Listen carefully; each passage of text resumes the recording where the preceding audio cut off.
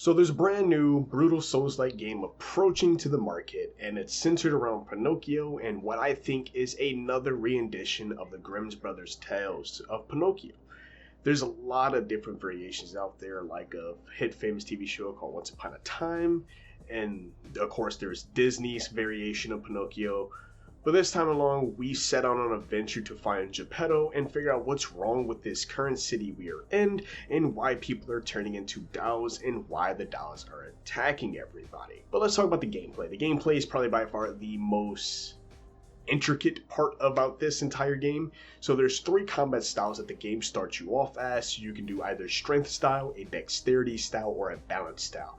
Now, later on, you can actually mix and match these styles by a little thing called the weapons assembly, but we'll talk about that a little bit later. So first things first, when you hop right into this demo, because right now that's all I was doing was playing the demo, the world is very dark and very grim. It reminds you that of Bloodborne. It's when you first jumped into Bloodborne, that town you're in.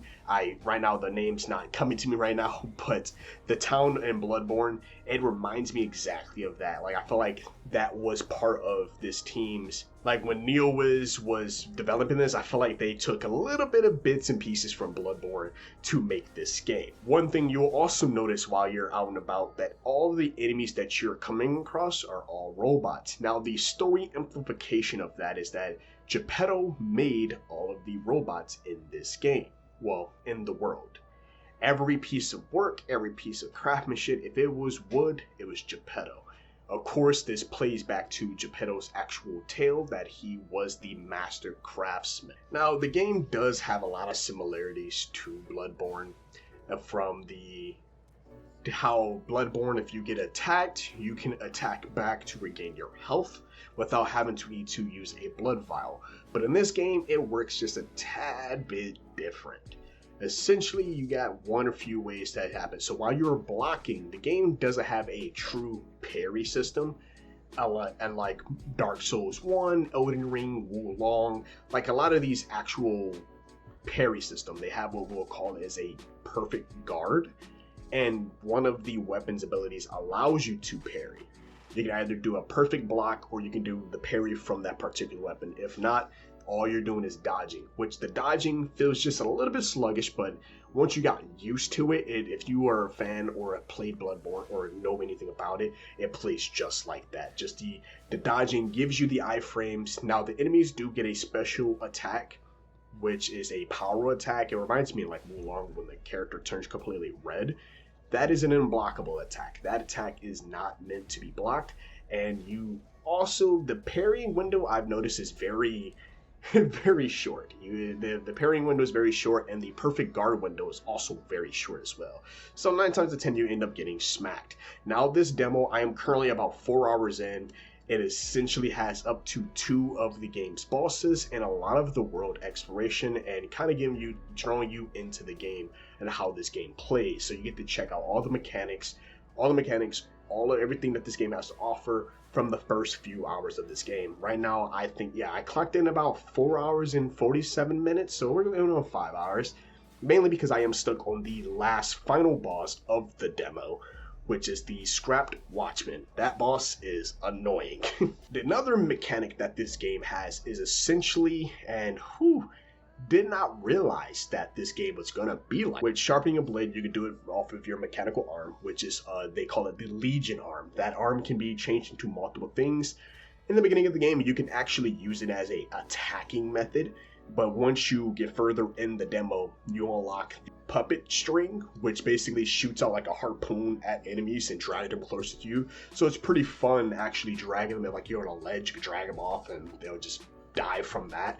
Or if you need to bring them in closer to you to set you up for combos or separate them from the other from them group of friends, that's also a great thing you can do as well. Another thing regarding the combat is the Fable Arts. The Fable Arts is essentially this game's version of how it was in Dark Souls 3 and Elden Ring, and even Bloodborne, which in Bloodborne there's the weapon tricks, but mainly going on to the weapon arts.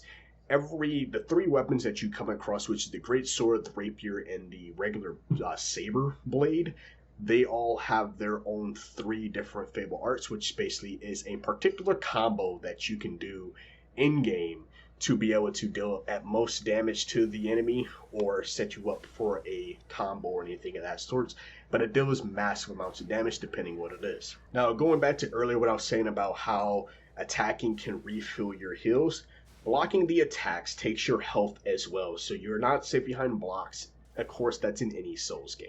But they really put emphasis on you're not safe behind blocks. But once you block an attack, and it's not a perfect block, it's just a regular block, the damage will take over and actually hurt you. But the game pushes you forward to basically attack them back to regain that health back. So another cool rendition for all of my nerds about stories and tales and anything like that, or somebody who's watched Once Upon a Time, or even just a big fan of the original tales, the Grimm brothers. Jiminy Cricket is in this game as well. Jiminy Cricket is this game's version of like Melania from Elden Ring, or even like the fairy that was from Legend of Zelda. Hey! But Jiminy Cricket plays a vital role to Pinocchio, helping you through the world as you're on your search for Geppetto. Of course, we don't know what exactly is going on because we find Geppetto way later in the demo, probably about closer towards the end of the demo, just in case if you guys haven't checked it out yet. Granted, this game does drop at September 19th, so you guys have plenty of time to be able to check it out. But I've knocked a couple hours into this. There are a lot of Bloodborne comparisons being made to this game, and I'm happy with that. Bloodborne was a fantastic game by Front Software, and I love that they took a lot of, ideas from them and just crafted into their own way and to make their own game. This game is brutal. I want to keep it to you like that. It is definitely brutal. The dodging is almost one-to-one with Bloodborne, which that's your main way of staying on feet. Blocking is kind of not really the go-to. Kind of like that's what made Bloodborne like so difficult when players back when it first came out, because people were so used to parry, block, and mainly just the blocking part of that spectrum, especially in Dark Souls 1 and even Dark Souls 2, just a lot of fast combat. But Bloodborne really emphasized on there is no blocking. All you do is dodge and you parry, and then you can riposte. This game, it's mainly just a lot of dodging, setting yourself for better combos, and if you were to block, make sure it is a perfect block, which basically the game tells you to block right before you get attacked. And they don't really backfire off of it to set up for a parry, it just doesn't deal damage to you. Now, there's probably more ways around that as you get further in the game, probably well beyond the demo when the game fully releases. But as of right now, this is just the actual demos, and my gameplay from the demos' first impressions. Now, the next major mechanic about this game, which is probably by far my favorite mechanic about this game, the game really emphasizes lying. Hence the actual title, Lies of P. At the beginning of the game, when you have to lie your way into the Hotel Krat, since puppets can't lie. The scene gets set up immediately, there's a bunch of dead puppets right at the front door, and you come across. Now, prior before you get into this hotel, the game basically is telling you, hey, you have to lie. You've talked to somebody else, which I can't remember at this moment, but you spoke to somebody, and they even said, maybe you should lie your way through things. And you also come across a side quest later, but let's explain the first lie that you were given to do. So when you come up to the Hotel Krat, the Krat only accepts humans. The game already told you, maybe you should lie. Even, I think if I'm not mistaken, Gemini said it as well. Maybe you should lie. So the Hotel Krat security guard, which is basically just a voice you hear when you knock on the door, is like, who are you? Basically is who he is asking, who are you? You only get two options. Now, this part where I feel like this will be changing the tone of how the game is going to be played later down the line. That can be set up for a lot of theory crafting, which I'm happily able to do, and all that good stuff. But the two like things that will ask you, are you a puppet or are you a human? Now, right before we got to this point, the game told you about lying. So, what I did basically, I said, all right, sure. I'll lie my way through it. So I told dude, I'm a human. I mean, because they were saying you're special. The crazy part about it is, all of the puppets cannot lie. That's the big dead giveaway about this game. The puppets can't lie. There's no way for them to lie. But us as Pinocchio, we're special. We can lie all we want, but we can lie to get what we can get to protect ourselves and to protect others. Opening up the Hotel Krat was essentially a way to help us find Geppetto.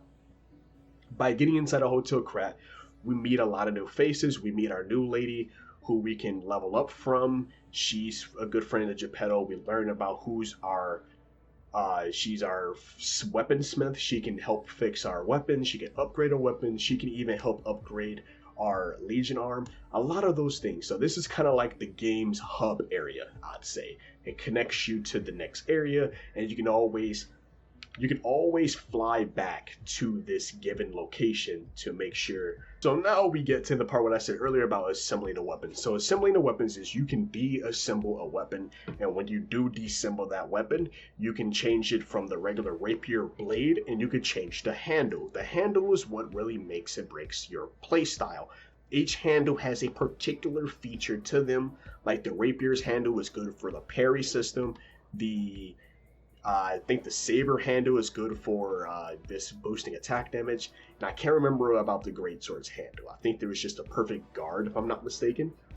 But every handle has a different thing, and every sword has a different thing. So you get those three. There's probably swords later, some more weapons later down the line when the game fully releases. But as far as this demo, these are only the three handles we get and the three blades we can use. And they're not bad. I've mixed up a couple. I personally like the greatsword and the saber handle because it turns your greatsword into so it can be wielded like an actual saber, because the saber is technically the balanced class. I've even thrown the greatsword and made it a rapier, so your character will actually attack like it's a rapier. And you can mix and match to fix your playstyle. Once again, like I said, it's not much of a parry system in the game. It's just a perfect guard, which the guarding right before you get attacked, so leaking damage. There's a lot of main cases about this game that really brings it back to Bloodborne, and I'm super excited to see what else this game has to offer. Currently, after I'm done with recording this video with you guys, talking to you guys about it, I'm going to attempt to beat the Scrap Watchman. I want to hear your guys' thoughts on that, boss. If you guys have already played this game, I want to know what was your favorite weapon, and I want to know how many times did it take you to beat the Scrap Watchman. Me, it's taking me a little too many times, I like to admit, but hey, it's the best. It happens to the best of us. There's nothing we can really do about that. But other than that, I wonder what you guys think about it. Do you guys enjoy Liza PU? Is this something that's going to be playing in September 19th, 2023? I definitely can't wait to play it. We already have Wulong dropped not even 2 months ago. Now I need another Souls-based game to play. And it's looking like it's going to be a banger. The Dark Grim World, the Tales of Pinocchio, and like even the Mad Donkey too. If you guys know about Pinocchio's story, the Mad Donkey is in here as well. You have a good one-on-one, well, 1v1 with him. I clapped him up real good. It was nice. But I want to know what you guys think about it. Let me know in the comment section below. Also, subscribe to the channel. It helps out a lot. Your boy's on his way to 1,000 subscribers. I want to thank everybody for helping me get to 700 so far. We just need that 300 more, and we got it. Like the video, showcase it to your friends, see if they're looking for another Souls game, or if they're looking for another Bloodborne-based game with a Pinocchio twist on it, with a lot of lying. Let me know in the comment section below. As always, this has been your host, Chaos DTV, here at Chaotic Inc., signing out. Peace. Dream, cause when I write things, I make them manifest. I don't sleep, that's so weak, don't plan to rest. I'm from a hood where you die if you don't pack a vest. No culinary degrees, but whipping crack the best. Chefing, hard times taught lessons. Praying every night to pull up in park Benzes. What's my home is what you call trenches. You wouldn't last a day seeing life through all lenses. It's all tension, no sun, and rain and plenty, full-time job.